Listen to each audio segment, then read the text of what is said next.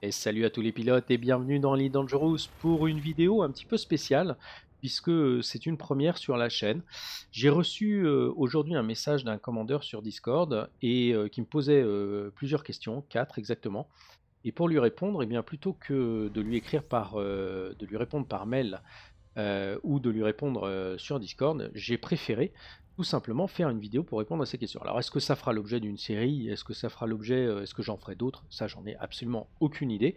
Les questions, vous les trouverez sous la vidéo, comme ça permettra pas forcément de regarder la vidéo, de s'obliger à regarder la vidéo, parce que vraiment il faut s'obliger à rien. Écoutez, voilà, peut-être que ça permettra de répondre à des questions génériques sur le jeu, à d'autres commandeurs. Alors, avant de parler de ça, dans la dernière vidéo, je vous avais dit que j'étais en voyage vers Beagle Point. Eh bien, effectivement, c'est le cas. La faute au commandeur Nari. Donc Nari, je ne te salue pas, je plaisante.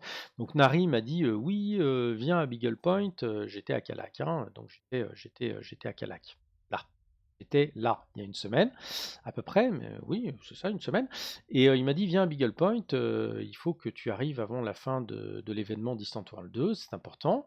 Tu vas voir, c'est sympa, il y a en plus un décal à gagner, si on y arrive et tout. Viens avec moi, on y va. Je lui ai évidemment répondu que ça serait hors de question et donc voilà, je suis donc en train d'utiliser l'autoroute à neutrons pour, rejoindre le plus vite possible Beagle Point. Alors évidemment, ça n'est pas de l'exploration. Je fais vraiment moi le distinguo entre l'exploration et le voyage. L'autoroute à neutrons, je trouve, porte très bien son nom. C'est une autoroute qui permet, de surcharger nos réacteurs FSD et d'aller extrêmement vite. Mais quand on prend l'autoroute, c'est pas pour aller voir des jolies petites routes de campagne ou un décor bucolique, c'est bien pour aller vite à un endroit de manière efficace. Donc, eh bien, c'est exactement ce que je fais avec cette autoroute à neutrons. Je vous mettrai d'ailleurs le lien sous la vidéo qui permet en fait tout simplement d'utiliser les autoroutes à neutrons. Alors, encore une fois, c'est vraiment du voyage, hein. L'idée, c'est d'aller le plus vite possible.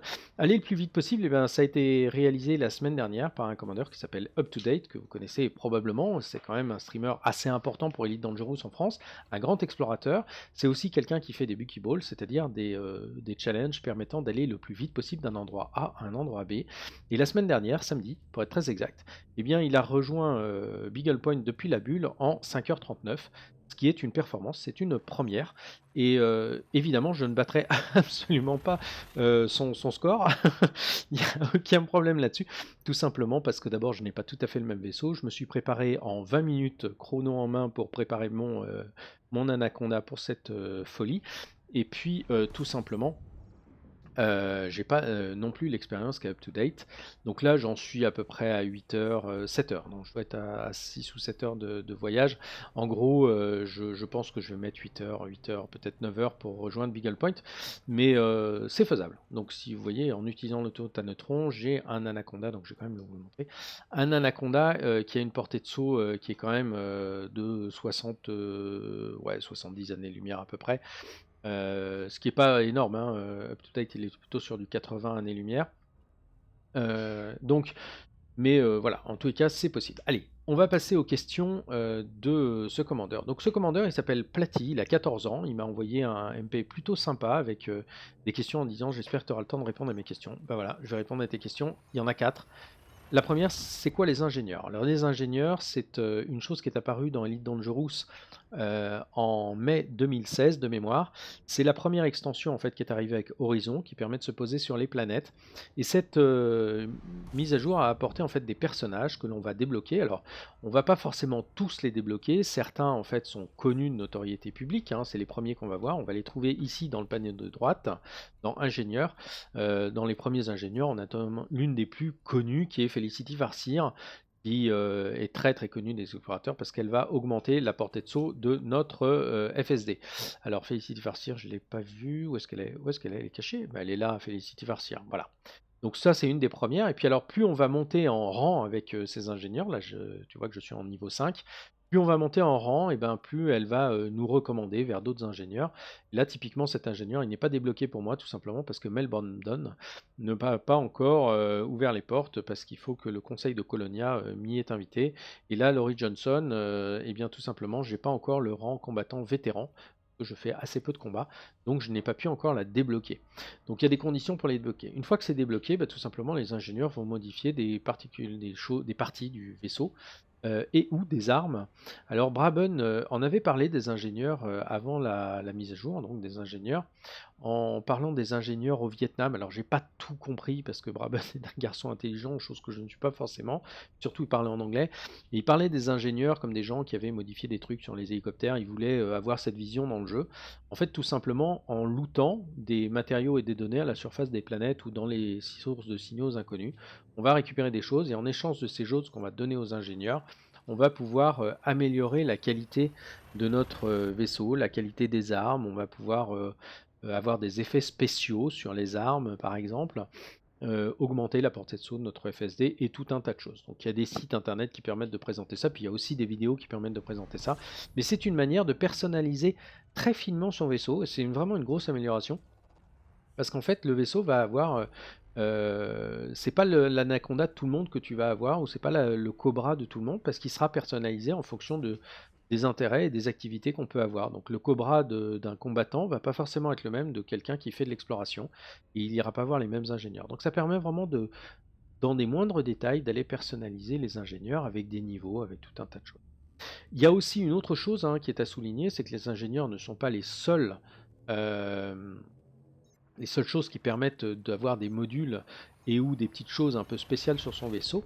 En 2018, la mise à jour de Horizon a permis de mettre en place les items des gardiens ou des Targoïdes permettant en fait de débloquer, par exemple les chasseurs gardiens, de débloquer un surbooster gardien ou des petites choses qui sont généralement un petit peu moins puissantes que les ingénieurs quand les modules sont craftés à fond. Donc en gros, si je prends un module, le même module que je vais chez les ingénieurs en grade 5 et que je le mets super haut, il va avoir tendance à être plus puissant, mieux, en fait, que si j'utilise un module gardien tout fait. Alors les modules gardiens, on peut pas les crafter, on peut pas les emmener chez les ingénieurs, mais, euh, mais par contre, ils évitent de passer ces ingénieurs. Donc on a deux écoles en fait. Soit on utilise un module qu'on met dans le vaisseau qui est plutôt pas mal, mais qui sera moins puissant que ultra crafté chez l'ingénieur. En gros, c'est ça. Voilà. La question numéro 2, c'est quoi le métier de marchand qui empoche le plus d'argent? Pardon, non, c'est toujours le métier de marchand qui empoche le plus d'argent. Donc ça, c'était la question de savoir si aujourd'hui, le fait de faire du commerce était ce qui permettait de gagner le plus d'argent dans Elite. Alors d'abord, je ne suis pas, pour ma part, commerçant, donc j'ai pas forcément une réponse juste par rapport à cette question. Euh, je pense quand même qu'aujourd'hui, ce qui rapporte pas mal, c'est le minage. Parce que les opales du vide, par exemple, c'est quelque chose qui rapporte énormément d'argent, énormément de crédit. Je crois qu'aujourd'hui, ce qui ramasse pas mal de crédit, ce qui permet d'avoir pas mal de crédit, c'est l'exploration, qui a le mérite d'être simple. Parce que l'exploration, en scannant quelques systèmes avec des Earth-like, des planètes ammoniaques, des choses comme ça, et en faisant la cartographie, on peut empocher quelques millions quand même assez rapidement. Alors il faut s'éloigner un tout petit peu des systèmes centraux, ou aller dans des systèmes qu'on ne connaît pas, que le pilote ne connaît pas, c'est-à-dire qu'on n'a pas la cartographie quand on voit la carte du système. Dans la carte de galaxie, en fait, vous n'avez pas la carte du système. Mais sinon, je crois que le minage est aujourd'hui peut-être une bonne manière de gagner de l'argent. Mais est-ce que gagner de l'argent dans Elite est la chose la plus importante en allant vite, ou est-ce qu'il faut se faire plaisir? Moi, je ne sais pas. Est-ce qu'il vaut mieux, en fait, ma question, elle est simple. Est-ce qu'il vaut mieux gagner un petit peu moins d'argent en se faisant plaisir, par exemple en faisant du transport de passagers ou des missions, ou plus d'argent plus vite, mais en s'ennuyant énormément en faisant de l'exploration alors qu'on déteste ça, ou en faisant du minage alors qu'on déteste ça? Je suis pas sûr qu'il faille forcément aller tout de suite vers ce qui va être le plus rentable, entre guillemets, qui, à mon avis aujourd'hui, ça n'est que mon avis, est plutôt du côté du minage et de l'exploration que les autres choses. Alors la question numéro 3, en fait apparemment tu as l'air d'avoir un type 6 et tu veux faire euh, plutôt des missions pour t'amuser, puisque tu sais pas trop exactement ce que tu veux faire. Tu dis bah voilà, est-ce que je veux faire des missions, est-ce qu'il faut comment faire, peut-être Medicorp et tout ça. Donc on va parler de Medicorp, mais avant ça rejoint un peu la réponse qu'il y a avant, c'est-à-dire qu'en fait avec un type 6 ou avec un Diamondback Explorer, on peut faire effectivement du transport. Euh, le minage, c'est peut-être un peu limite, encore qu'on peut essayer, hein, mais pour le minage rentable, il faut avoir des choses qui permettent d'éclater les astéroïdes, de les, de les casser en deux. Et là, il faut des emports d'armes de taille 2 parce qu'il n'y a pas de charge sismique en fait en taille 1. Donc sur les petits vaisseaux, ça va être un peu limité. Mais en dehors de ça, je pense qu'effectivement, quel que soit le vaisseau, ce qui est important, c'est de se faire plaisir. Et moi, je trouve qu'une des qualités d'Elite, c'est de pouvoir varier les plaisirs quand on y joue. Moi, j'y joue, et puis par période, j'y joue quand même beaucoup, beaucoup moins. Mais le fait de varier les plaisirs, même là, ce que je suis en train de faire maintenant, qui est une espèce d'autoroute où on enchaîne les sauts, n'est pas forcément super agréable pour tout le monde. Il y en a qui doivent s'arracher les cheveux. Mais en même temps, je trouve que c'est une chose que j'avais pas fait avant. Et je ne trouve pas ça forcément ultra désagréable. C'est la première fois que je vais aller à Beagle Point en version ultra rush, mais après tout, pourquoi pas. C'est marrant aussi à faire. C'est, je pense, une des qualités d'Elite, c'est justement de pouvoir varier les plaisirs. Pour répondre à Medicorp, alors Medicorp, c'est pas vraiment une chose qui existe en jeu, c'est un métier qu'on a inventé.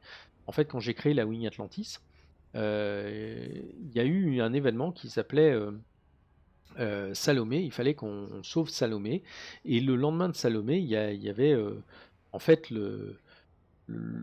Salomé a été détruite, c'est une histoire un peu dans le jeu, et un commandeur a essayé de retrouver sa nacelle. Et je me suis dit, mais tiens, c'est vrai qu'il n'y a pas de métier de sauveteur qui existe en jeu. Donc on a créé, avec la communauté de la Wing Atlantis notamment, ce métier de sauveteur qui a des règles, qui est en fait tout simplement un gameplay. Alors est-ce que c'est rentable? Oui et non. Le but, c'est pas vraiment de ce soit rentable, c'est de s'amuser. C'est-à-dire qu'en fait, on n'est pas armé, il y a certaines règles. Mais par contre, quand on va dans les stations en feu et qu'on sauve des nacelles et qu'on évacue des gens, ça peut quand même être assez rentable. C'est une des activités qui fonctionne pas trop mal en Medicorp si on veut faire un petit peu d'argent. Mais je dirais, on est loin d'être dans quelque chose qui va rapporter beaucoup, beaucoup de crédits. Medicorp, c'est vraiment quelque chose qui est un aspect gameplay et roleplay, donc jeu de rôle, pour jouer les sauveteurs, le but étant de ramasser le plus de nacelles possible. Et la dernière question qui était posée, qui était, bah voilà, je suis intéressé par, j'ai été voir le site internet sur la Wing Atlantis, et je n'ai pas vraiment tout compris à ce que c'était que ce truc. Alors, et je comprends que tu ne comprennes pas. Est-ce que c'est une espèce de team qui travaille pour les Medicorp? Non, c'est deux choses différentes. La Wing Atlantis, c'est une communauté, donc qui a un Discord, qui est d'ailleurs en ce moment un peu en sommeil, il faut bien l'avouer, de mon fait, tout simplement parce que je joue beaucoup moins à Elite, sauf en ce moment, et je joue un petit peu moins à Elite depuis le début de l'année 2019 pour tout un tas de raisons. Mais le fait est que la Wing Atlantis, en fait, c'est une histoire, au départ, qui a rassemblé une communauté de joueurs qui est ouverte, qui n'a pas de règles, il n'y a pas de rang. On vient comme on est, on s'amuse, on discute, on pose toutes les questions qu'on veut. Il n'y a pas d'objectif, il n'y a pas d'obligation. De temps en temps, on organise des petites opérations, mais c'est pas non plus quelque chose d'obligatoire. Et c'est vraiment je dirais un lieu d'expression et d'échange autour d'un jeu qui rassemble plusieurs joueurs. Donc le lien se trouve évidemment sous la vidéo. Cette Wing Atlantis, elle a quand même un fort aspect, un fort relief roleplay puisque en fait le leader de la Horde qui a fondé la Wing Atlantis s'appelle Alvinia de Messalina. Alvinia de Messalina, c'est un personnage qui est issu des Blackbird que j'avais créé quand j'avais monté le groupe Blackbird Squadron. Et Alvinia de Messalina était en fait le porte-parole, Madame le porte-parole, qui, qui a quitté les Blackbirds, quand j'ai quitté aussi les Blackbirds, quelle coïncidence, et qui a fondé une horde nomade, et aujourd'hui elle est retranchée dans un outpost secret, dans un système complètement paumé où il ne se passe absolument rien, et dans ce système complètement paumé où il ne se passe absolument rien, elle fait ses petites missions et ses petites affaires. On est vraiment dans du roleplay, hein, on n'est pas du tout dans du réel, enfin j'espère pour ma santé mentale, mais c'est vraiment quelque chose de très particulier. Donc en fait, et c'est vrai qu'il y a un lien puisque c'est Alvinia de Messalina, donc la créatrice originelle de la Wing Atlantis en façon RP, qui a impulsé en fait la création de Medicorp au lendemain, en fait, tout simplement de l'événement Salomé. C'est le lendemain, le 1er mai. Ça va faire 2 ans, que je dise pas de bêtises, ça va faire 2 ans que Medicorp en fait a été créé. Et donc voilà, mais les 2 choses sont différentes. Medicorp est un gameplay de sauveteur avec des règles, avec, des vaisseaux, et des choses à faire. Et puis la Wing Atlantis qui est, une communauté plutôt rassemblée sous la bannière du roleplay. Bah, voilà, bah, écoute, j'espère, commandeur Platy, que ces réponses, te vont, que tu as compris, tout ce que j'ai pu expliquer. Je suis pas sûr d'avoir été toujours très clair. En tous les cas, bah, écoute, je te souhaite un excellent vol sur Elite Dangerous. Je te remercie encore pour ce message. J'espère que ceux qui ont écouté cette vidéo, vous ne l'avez pas trouvé trop désagréable, vous n'êtes pas senti trop exclu. Et n'hésitez pas à laisser des commentaires. Est-ce qu'il faudra que j'en fasse d'autres? Est-ce que c'est une bonne manière de répondre aux questions les plus usuelles dans le jeu, mais aussi personnalisées? Vous n'hésitez pas. En tous les cas, maintenant, je suis exactement entre 7000, je vais faire un saut, ouais, à 6000, je vais arriver à 6556 années-lumière de notre ami Beagle Point. Là, ça commence à être un petit peu chaud pour moi, pas seulement en température d'ailleurs, mais parce que je vais arriver dans ce qu'on appelle les abysses. Les abysses, c'est quoi? Bah, c'est tout simplement, on a beaucoup moins de neutrons. Vous avez vu que j'en ai chopé une ou deux, mais là, j'ai plein de tronçons en fait où il va falloir que j'enchaîne 15, 19, 20 sauts sans avoir de neutrons. Donc, je dirais ma cadence va fortement se ralentir pour les 6000 dernières années-lumière avant d'arriver à Beagle Point. Bah, écoutez, j'espère que cette vidéo n'a pas été pénible pour vous. J'espère qu'elle vous intéresse. En tous les cas, je vous souhaite un excellent vol à tous et puis n'hésitez pas à laisser vos commentaires, je me ferai évidemment un plaisir d'y répondre. Salut tout le monde!